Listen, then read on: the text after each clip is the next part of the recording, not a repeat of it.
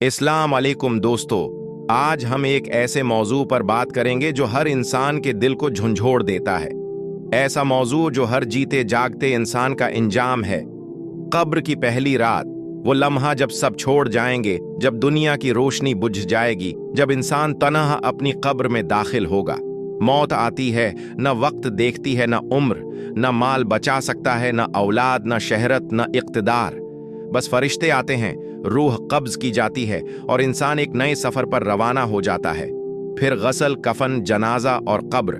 जब इंसान को कब्र में उतारा जाता है, मिट्टी डाली जाती है और सब लौट जाते हैं, तब वो तन्हा रह जाता है।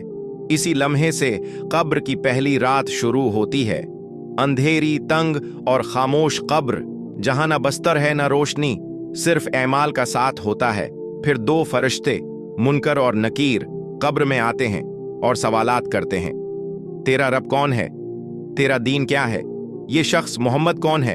अगर ईमान के साथ दुनिया में जिंदगी गुजारी हो तो जवाब आसान हो जाता है, वरना जबान बंद हो जाती है और अजाब शुरू हो जाता है। नेक लोगों के लिए कब्र, जो लोग ईमान, तकवी और नेक अमाल के साथ जिंदगी गुजारते हैं, उनकी कब्र बाग बन जाती है। फरिश्ते खुशखबरी देते हैं, सो जा जैसे दिलहन सोती है।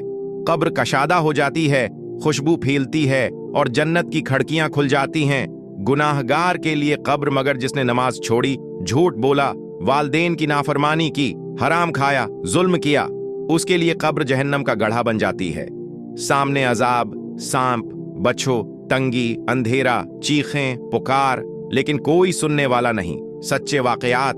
वो नौजवान जो नमाज नहीं पढ़ता था, कब्र में उसके जिस्म से बदबू आ रही थी।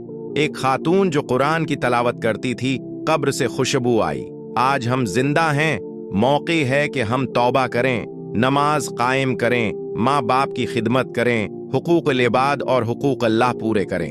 कब्र की रात हर किसी को आकर रहेगी। फर्क सिर्फ ये है, किसी के लिए ये रात राहत होगी, किसी के लिए अजाब का आगाज। फैसला आपके हाथ में है। ए अल्लाह, हमें नेक जिंदगी अता फरमा, कब्र की पहली रात को हमारे लिए आसान फरमा और हमें उन खुश नसीबों में शामिल फरमा जिनके लिए कब्र जन्नत का बाग है। आमीन।